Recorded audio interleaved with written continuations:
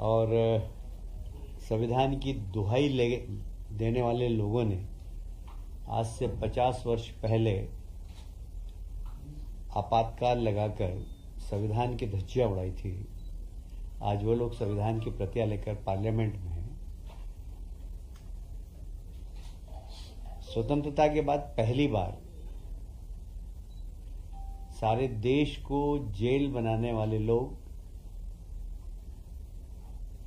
आज संविधान की प्रतियां लेकर चल रहे हैं। आज की कैबिनेट की बैठक के पहले माननीय मुख्यमंत्री जी ने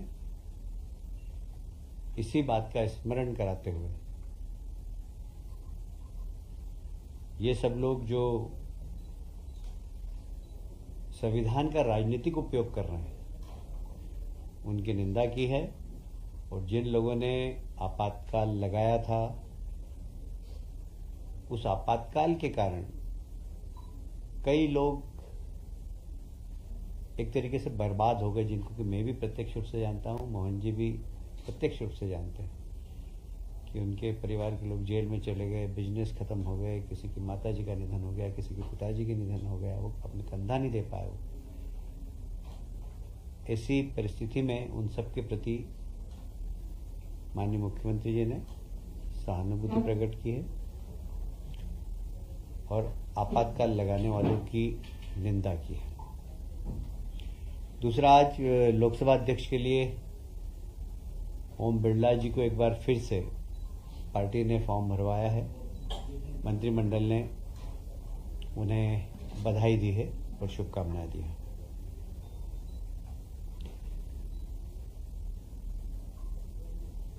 जेल सुधार गृह है वो, उसमें और कैसे सुविधाएं बढ़ाई जाए और वहां रहने वाले बंदियों को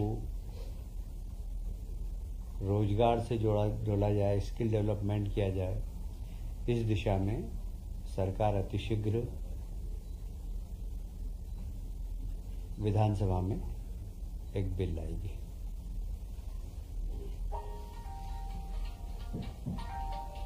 एक बहुत ही महत्वपूर्ण निर्णय हुआ है जिसमें हमारे एग्रीकल्चर से पास आउट नौजवानों को रोजगार भी मिलेगा।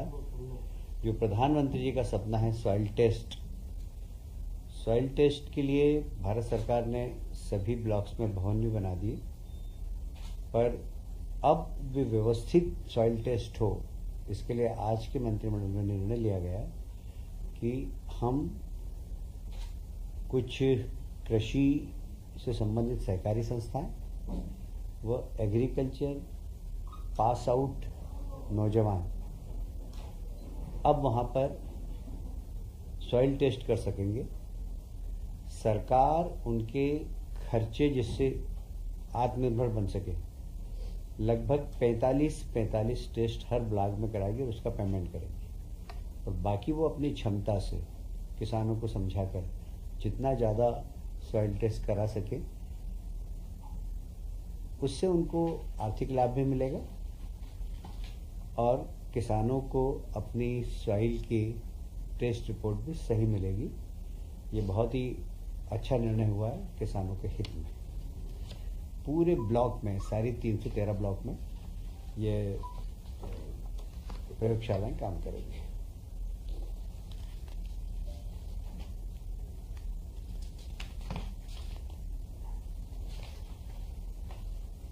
अभी तक वृक्षारोपण के लिए सीएसआर के माध्यम से 10 हेक्टेयर जमीन पर ही सीएसआर के माध्यम से पेड़ लगाए जा सकते थे, जिससे कई छोटे दानदाता उससे चूक जाते थे।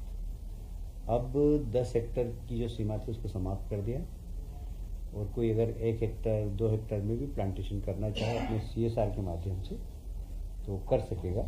आज मंत्रिमंडल ने निर्णय लिया है।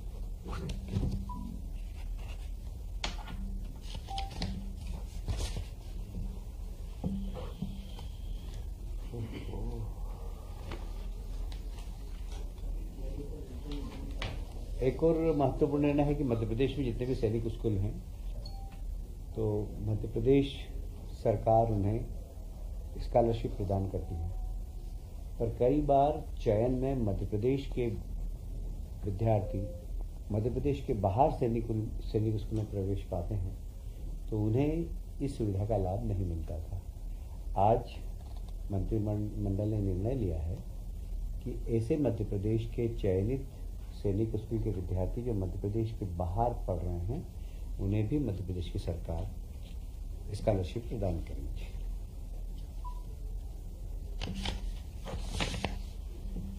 एक भारतीय खेल प्राधिकरण भोपाल की 100 एकड़ जमीन पहले से ही थी, उनको 1 एकड़ जमीन की और आवश्यकता थी, वो भी आज वापस नाम मात्र शुल्क 1 रुपये विभाजक पर देने का निर्णय हुआ है। 1 एकड़ 100 एकड़ तो पहले से दे चुके हैं। अभी तक रेल की जितनी परियोजनाएं मध्य प्रदेश में बनती थी उसकी मॉनिटरिंग का काम, उनके साथ सहभागी का काम परिवहन विभाग देखता है। आज एक महत्वपूर्ण निर्णय लिया है, ये जवाबदारी अब लोक निर्माण विभाग की होगी। रेल परियोजनाएं जितनी भी मध्य प्रदेश में आएगी उनके समन्वय का काम अब लोक निर्माण विभाग करेगा।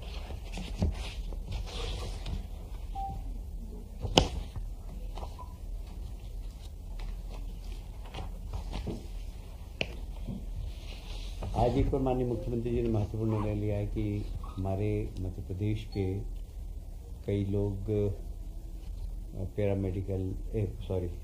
पैरामिलिट्री के लोग मिलिट्री में, पुलिस में काम करते करते शहीद हो जाते हैं।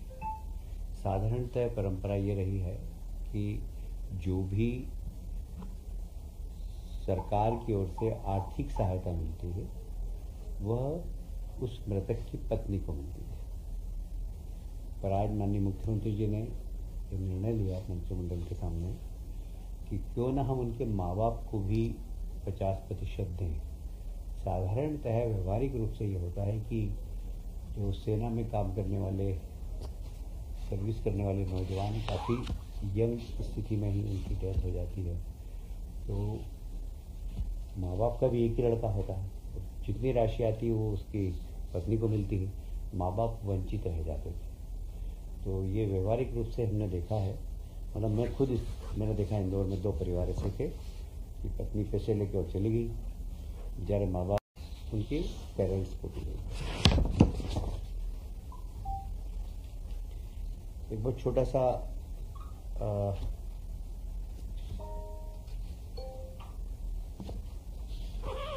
भारतीय चुनाव आयोग ने जब चुनाव के पहले चुनाव प्रचार समाप्त हो जाता है 48 घंटे तक, तो साधारणतः राजनीतिक दलों को विज्ञापन देने की,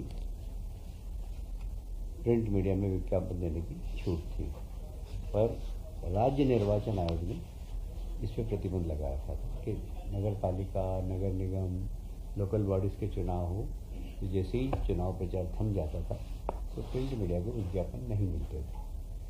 हमने भी भारत शासन के निर्वाचन आयोग के नियम के अनुसार इसमें संशोधन किया है। अब राज्य में निर्वाचन आयोग भी प्रिंट मीडिया को लोकल बॉडीज के चुनाव में विज्ञापन देने की छूट प्रदान करेगा।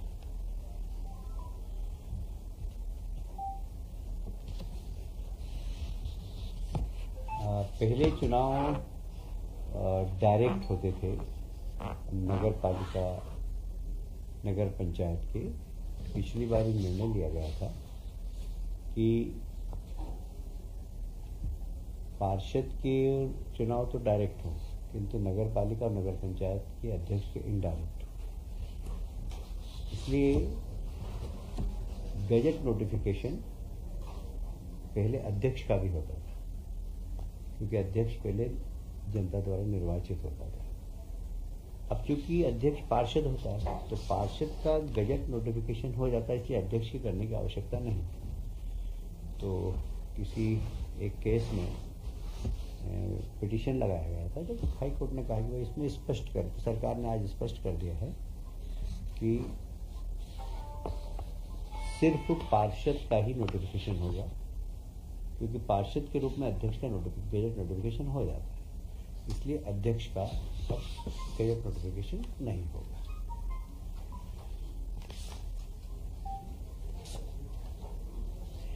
आज एक और महत्वपूर्ण निर्णय लिया। आज हमारे यशस्वी मुख्यमंत्री डॉक्टर मोहन यादव जी ने मंत्रिमंडल के सामने एक सुझाव दिया कि जो मंत्रिमंडल के सदस्यों को वेतन भत्ता मिलता है उस पे लगने वाला इनकम टैक्स राज्य सरकार भरती थी।